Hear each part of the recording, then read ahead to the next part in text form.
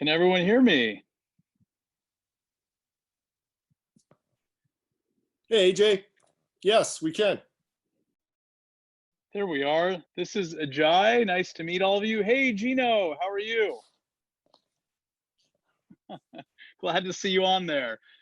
Um, Apologies for running a few minutes late. I guess the first VC insider tip I should give is don't show up late for a pitch meeting. So that's the first tip. Um, Again, truly apologize.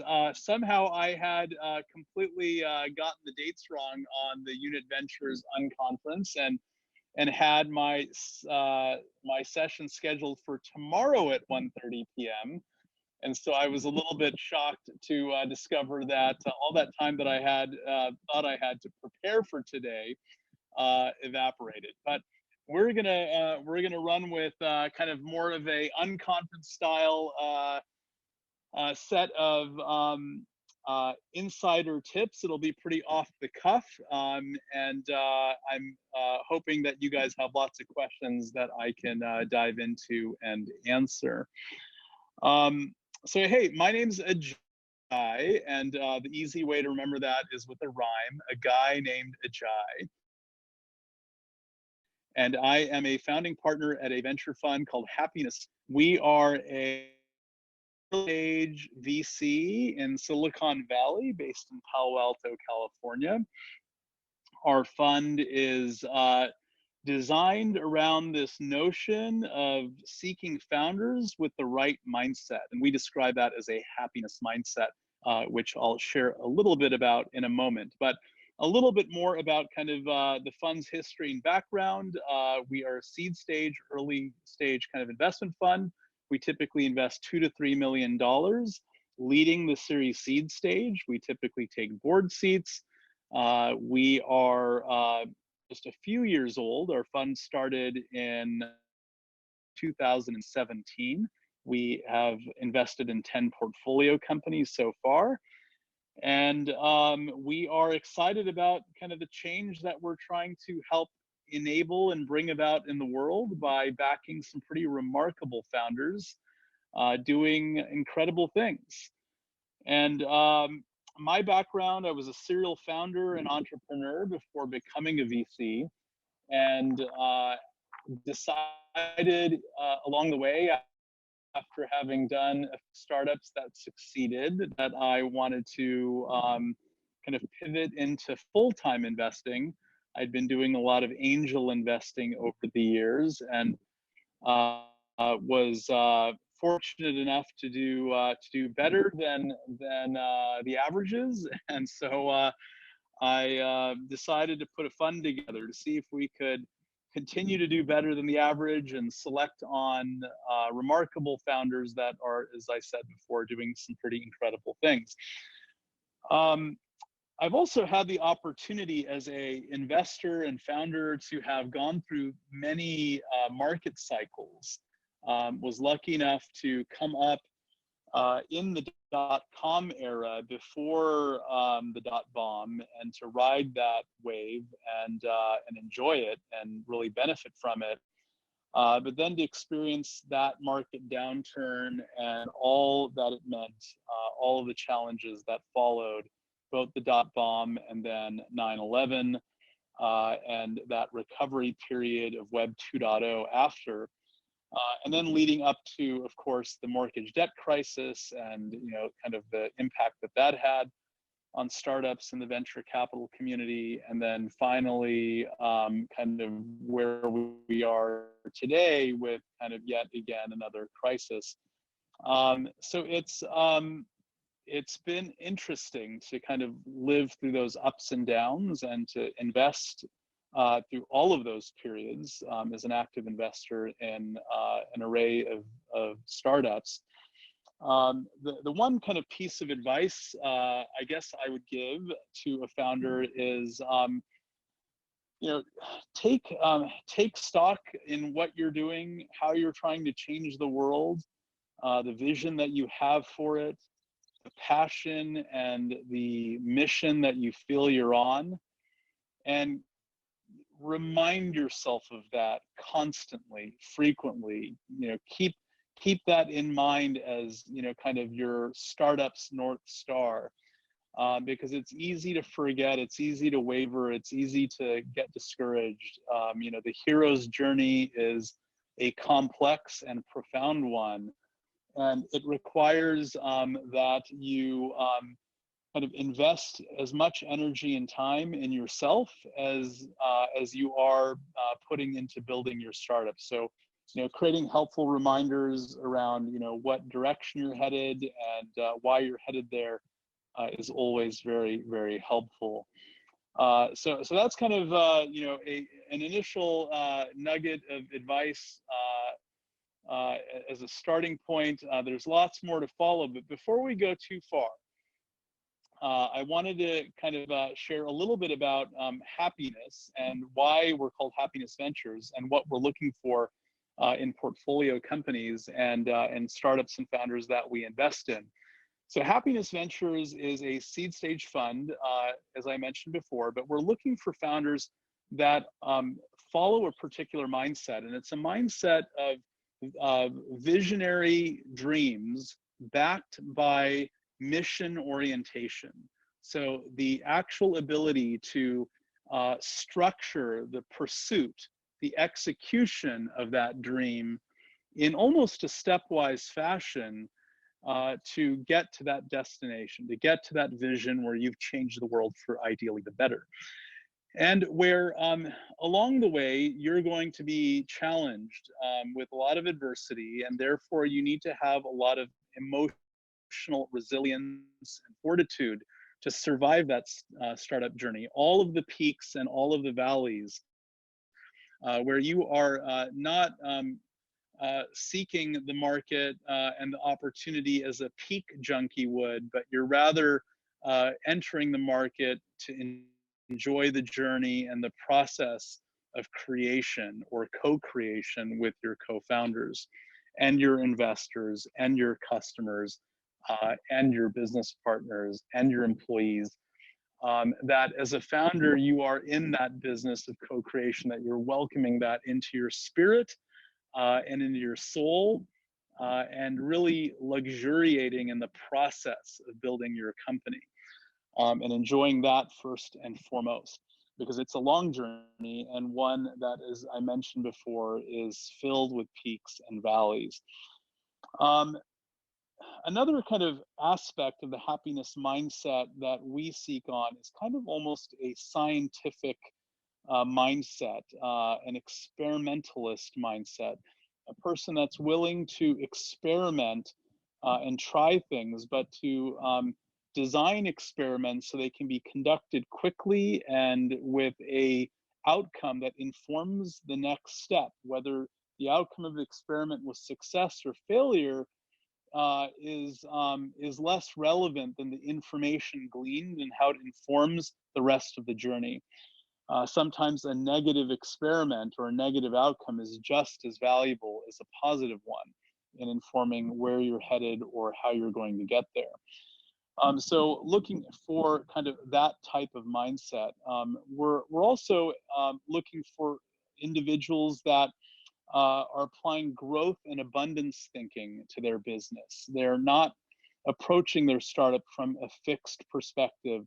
They're really continuously learning and always seeking out new opportunities to learn. They're founders with very high self-awareness, the willingness to do the self-work to improve themselves, almost as an athlete would in terms of performance engineering, and where a founder is willing to do that self-work to improve, and as a result is very thoughtful in how they approach mentorship and coaching and seeking inputs and processing those inputs as they try to develop a better business and a better plan.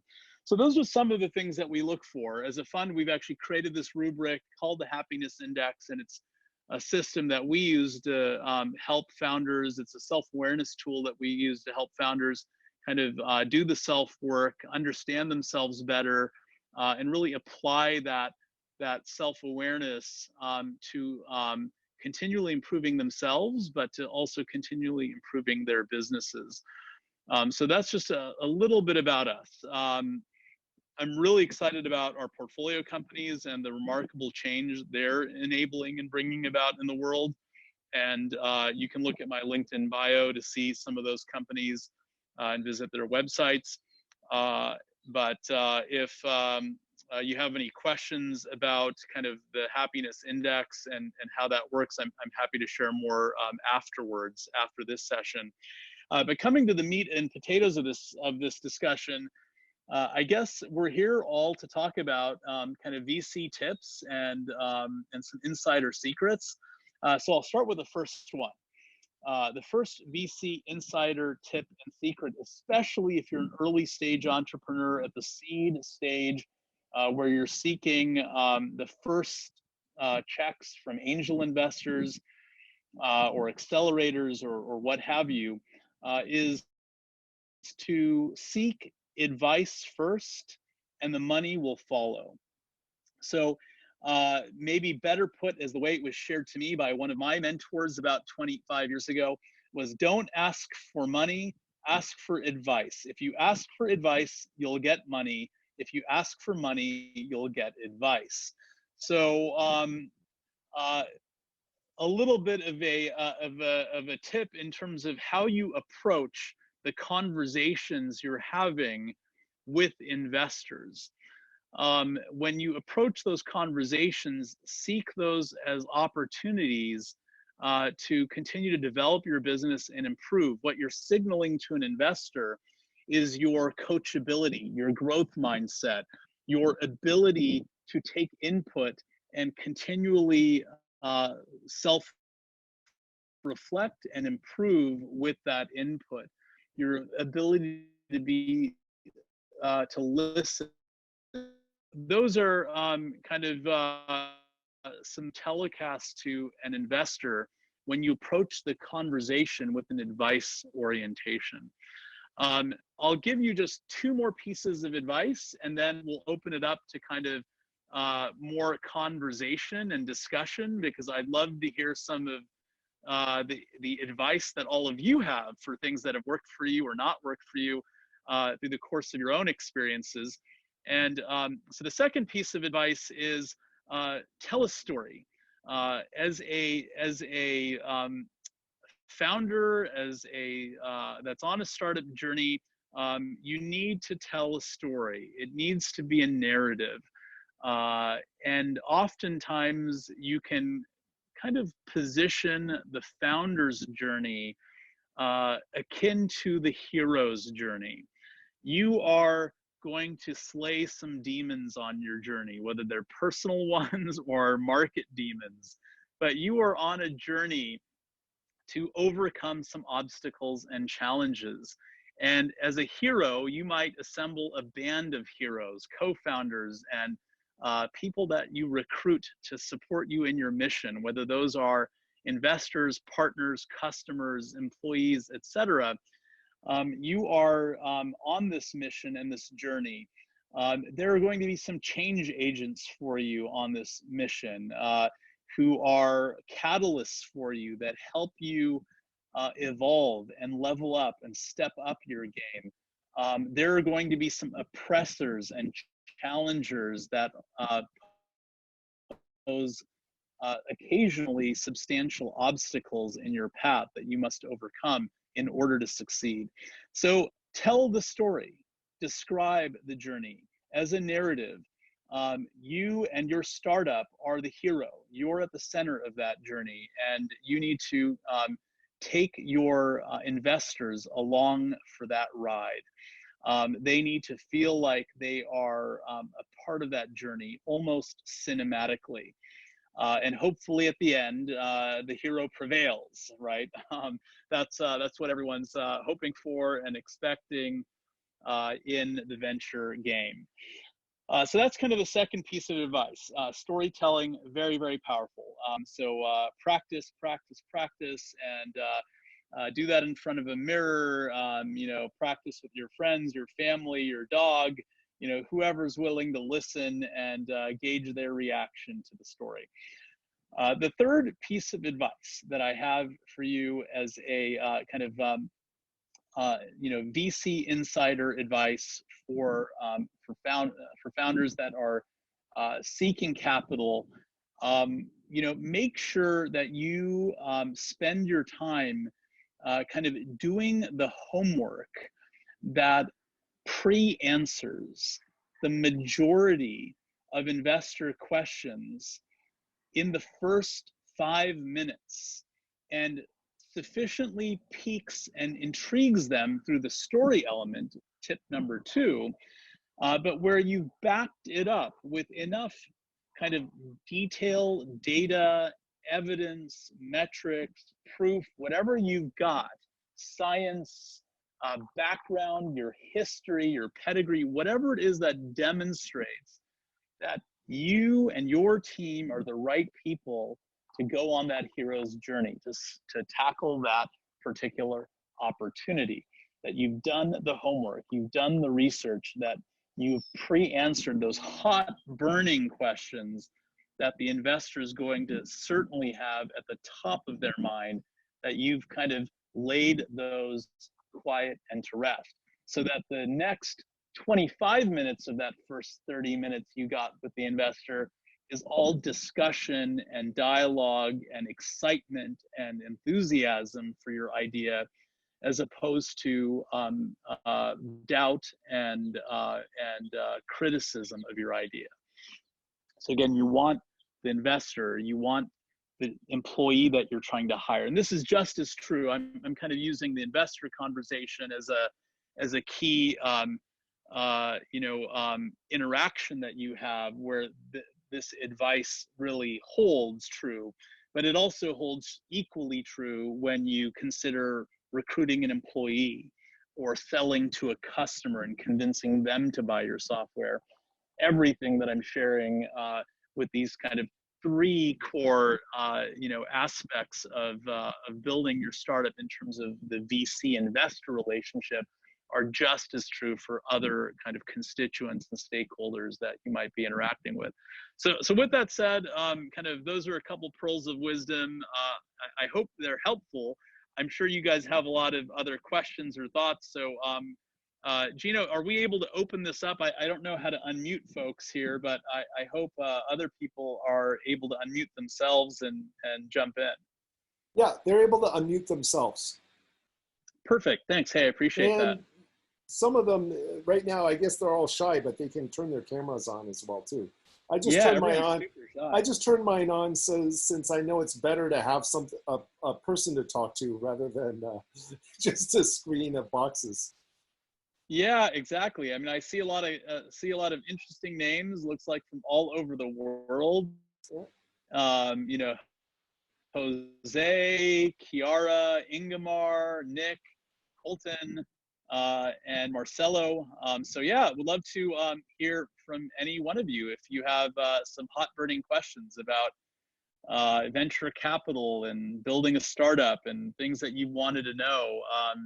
I tend to be pretty candid and unfiltered, so please feel free to ask anything you like, and I'll give you as real an answer as I can. Sure. I have a question. Yeah, I'll say hi. Name's Ingemar. I enjoyed your talk. I am not at this moment a founder, though I'm always interested in conversations like these. And I was wondering, was there a example or a story in the past of someone who might have matched that hero's journey narrative and was like a proper display or example of like all of the advice that you're giving, or is there like a really good memory from the past? Sure. Yeah. Oh, I've met numerous kind of founders that have that appeal, that attractiveness to draw people into their journey. The hero's journey, in our opinion, is kind of the way to build story and narrative into kind of how you pitch your startup and your idea, so people buy into your journey and want to go along for that ride.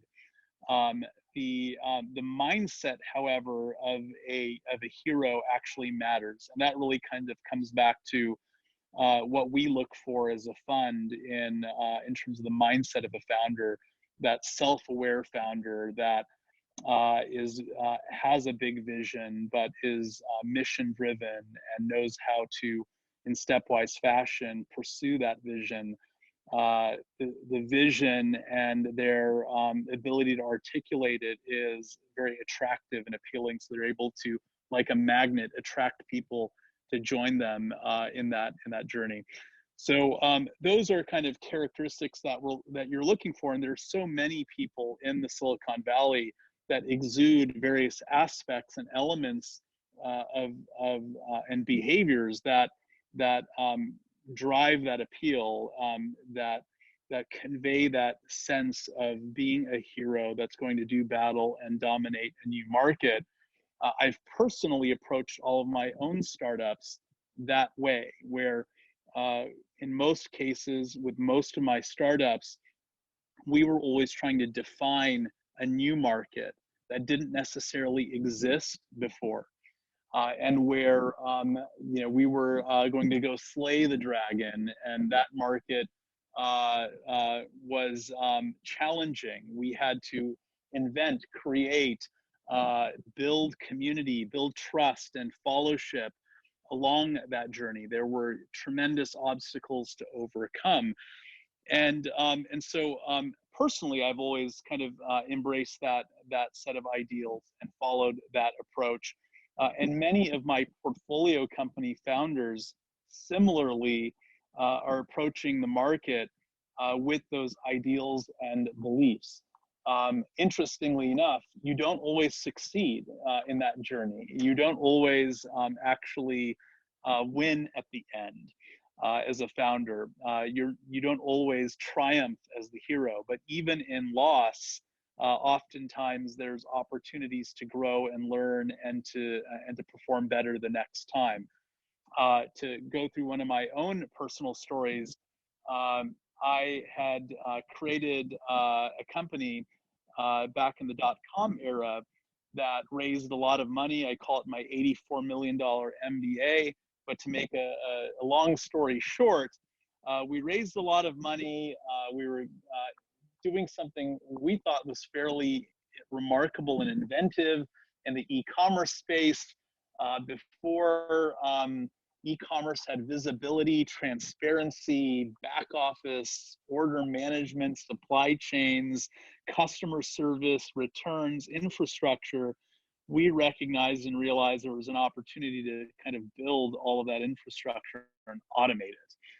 Now, that seems kind of silly today, because look at a company today that's doing e-commerce, that's all 150% of what I just said and more as a service on demand. But back in 1997, that was not the case. In 1997, none of that existed. None of that was turnkey. None of that was on demand. And we believe we could build one of the first SaaS companies. In fact, it wasn't called SaaS. We called it an application service provider, because we weren't as clever to call it SaaS. SaaS is sassy, so it's catchy, right? The art of a good story, right? People buy into stories, monikers, names, things that they can hang their hat on. ASP sounded like it was coming out of our respective asps. And so not a very good name for a new market that we were trying to invent and create. A lot of uphill battle, a lot of challenge, a lot of tech things to build. And then finally, a very big dragon came to slay us, and it was the .bomb. And the .bomb dragon came after us and took a good whack at our armor.